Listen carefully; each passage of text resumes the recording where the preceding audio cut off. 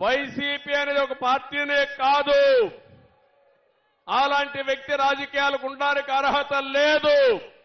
నేను మళ్లీ చెప్తున్నా, ఒక్క ఓటు అలాంటి వ్యక్తికి వేసినా, అలాంటి పార్టీకి వేసినా అది రాష్ట్రానికి ఒక శాపంగా మారుతుంది.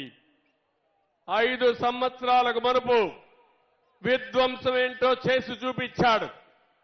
ఆయన చేసిన తప్పులు రాష్ట్రానికి శాపంగా మారాయి. ఆ శాపాలే ఈరోజు మనందరం అనుభవించే పరిస్థితికి వచ్చాం. ఈ విషయం మీరు గుర్తుపెట్టుకోవాల్సిన అవసరం ఉంది. ఈరోజు ఇంకొక విషయం అందరినీ కోరుతున్నాను. రాష్ట్రంలో ఓట్ల దొంగలు పడ్డారు. అంటే మన ఓటు ఉంటే తీసేస్తున్నారు. అంటే తెలుగుదేశానికి జనసేనకు ఓటేస్తారంటే వాళ్ళని రిమూవ్ చేసేస్తున్నారు. ఇది చాలా భయంకరమైన విషయం.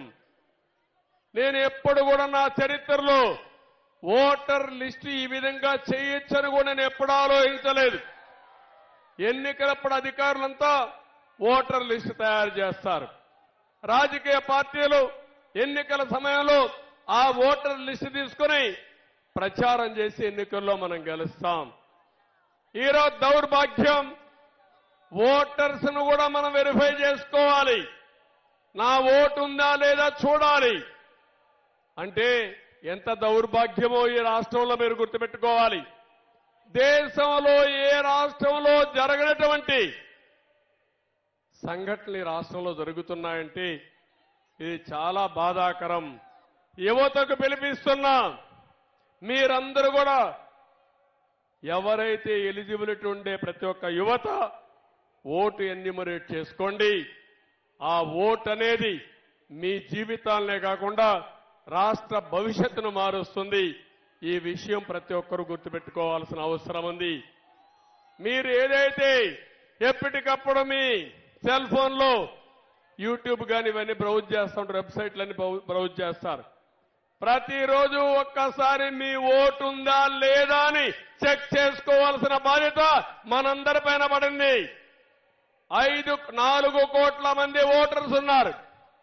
ప్రతి ఒక్కరూ చెక్ చేసుకోమని, సహకరించమని, మీకు ఓటుంటే రేపు మీ ఓటు వేస్తే తద్వారా ఈ రాష్ట్రాన్ని కాపాడిన వాళ్ళు అవుతారు. ఈ విషయం కూడా మీరు గుర్తుపెట్టుకోవాల్సిందిగా నేను మిమ్మల్ని కోరుతున్నా. నేను ఒకే ఒక విషయం అందరికీ విజ్ఞప్తి చేస్తున్నా. మీరు ఒక అడుగేయండి, మేము 100 అడుగులు వేస్తాం. మీరు ఒక త్యాగానికి సిద్ధంగా అండి, మేము 100 త్యాగాలు చేసి ఈ రాష్ట్రాన్ని పైకి తేవడానికి ముందుకు వస్తాం.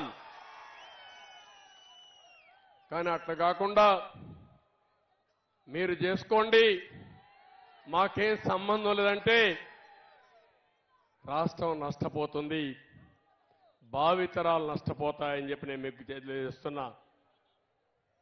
ఒక ఆడబిడ్డకు విజ్ఞప్తి చేస్తున్నా. మీ పిల్లల్ని పెంచుతున్నారు, పెంచి బాగా చదివిస్తున్నారు. చదివించిన నీ బిడ్డకు ఉద్యోగం రాకుండా కడాన నీ కూలిపైన జీవనోపాధి కోసం ఆధారపడుతున్నానంటే బాధ ఇదా తల్లి అని మిమ్మల్ని అడుగుతున్నా. ఇంకో పక్క నీకు ఒక అమ్మాయి ఉంది, బయట వెళితే తిరిగి సురక్షితంగా వస్తుందని నమ్మకం లేని పరిస్థితి రాష్ట్రంలో ఉంది. ఇంకో పక్క చాలని ఆదాయంతో పెరిగిపోయిన నిత్యావసర వస్తువులు కానీ, ఇంకొక పక్క ఎక్కడికక్కడ ట్యాక్సుల ద్వారా చితికిపోయే పరిస్థితికి వచ్చారు. కరెంటు ఛార్జీలు అన్ని పెరిగిపోయి. అందుకే ప్రతి ఒక్కరు ఆలోచించండి. 5 ఏళ్లకు మీ జీవన ప్రమాణాలేంటి? ఈరోజు మీ ఆదాయం పెరిగిందా? మీ ఖర్చులు తగ్గాయా? పొదుపు ఏమైనా ఉందా? లేకపోతే మీ కష్టాలు పెరిగాయని ఆలోచించి నిర్ణయం చేయాల్సిన పని మీ అందరిపైన ఉంది. ఒక యువతను కోరుతున్నా. నేను నిన్న మొన్న చూశాను, ఎక్కడ పోయినా యువత 18 సంవత్సరాల నుంచి 30 సంవత్సరాలు ఉండే యువత ఎక్కడ చూసినా ముందుకు వస్తున్నారు. నేను ఒకటే మిమ్మల్ని కోరేది, మీది బంగారు భవిష్యత్తు. మళ్ళీ ఉద్యోగం కావాలంటే మీ భవిష్యత్తు బాగుండాలంటే మీరు ఒక్క అడుగు ముందుకెయ్యండి. మీరు ఇంకా యువగళం బ్రహ్మాండంగా చేశారు. యువగళమే కాదు, కాలేజీల్లో ఉండే యువత, గ్రామాల్లో ఉండే యువత రోజుకు 1 గంట సమాజం కోసం ఆలోచించండి.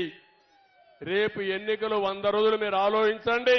ఆ 100 రోజులు అయిన తర్వాత మీ భవిష్యత్తు ఉజ్వల భవిష్యత్తు చేసే బాధ్యత తెలుగుదేశం జనసేన అలయన్స్ తీసుకుంటామని చెప్పి నేను మీకు తెలియజేస్తున్నా. రైతులు కోరుతున్నాం. ఒక పక్క అక్వా రైతాంగం, పామాయిల్ రైతాంగం, హార్టికల్చర్ రైతాంగం, వరి పండించే రైతాంగం,